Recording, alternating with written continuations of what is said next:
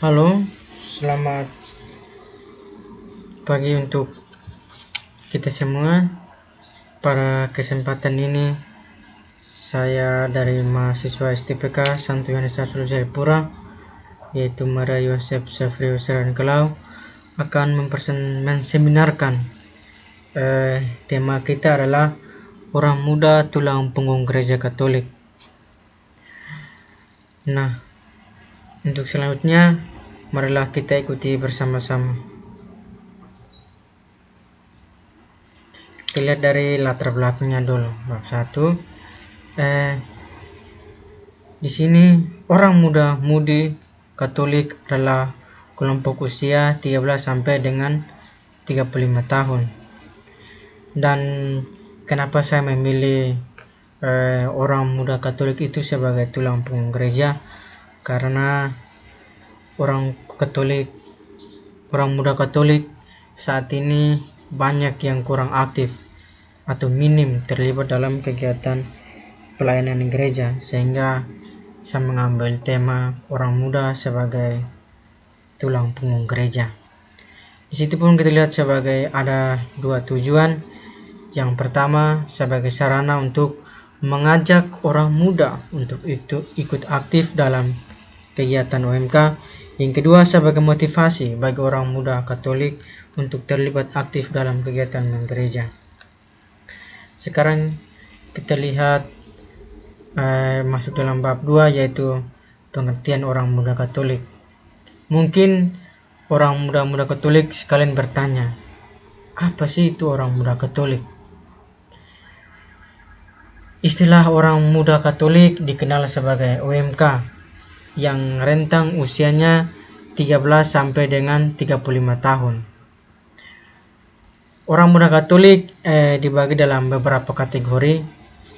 Yang pertama kelompok usia remaja, yaitu 13 sampai 15 tahun. Yang kedua usia taruna 16 sampai 19 tahun.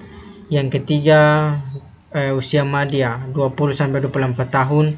Dan yang keempat usia karya 25 sampai 35 tahun. Kita bicara orang muda tulang punggung gereja. Kita tahu dulu tulang punggung itu apa sebenarnya. Tulang punggung sendiri diartikan sebagai tulang belakang manusia dari bahu hingga ke bawah. Dalam tubuh manusia memiliki kekuatan untuk memikul beban. Setiap manusia memiliki tulang punggung yang biasanya digunakan untuk memikul suatu beban yang dianggap berat dan juga berfungsi sebagai dasar untuk berdirinya tubuh manusia. Saya mengartikan orang muda sebagai tulang punggung. Maksudnya di sini adalah orang muda itu berfungsi sebagai dasar tulang punggung untuk berdirinya tubuh manusia. Diistilahkan di sini adalah orang muda itu sebagai tulang punggung atau sebagai dasar berdirinya gereja, fondasi sebagai penggerak dalam gereja. Sekarang kita lihat peran atau tugas orang muda Katolik.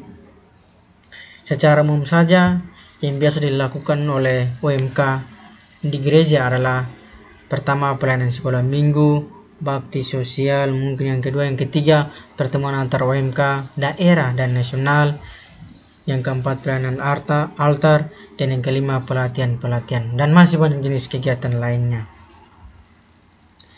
Kita lihat ke pembahasannya.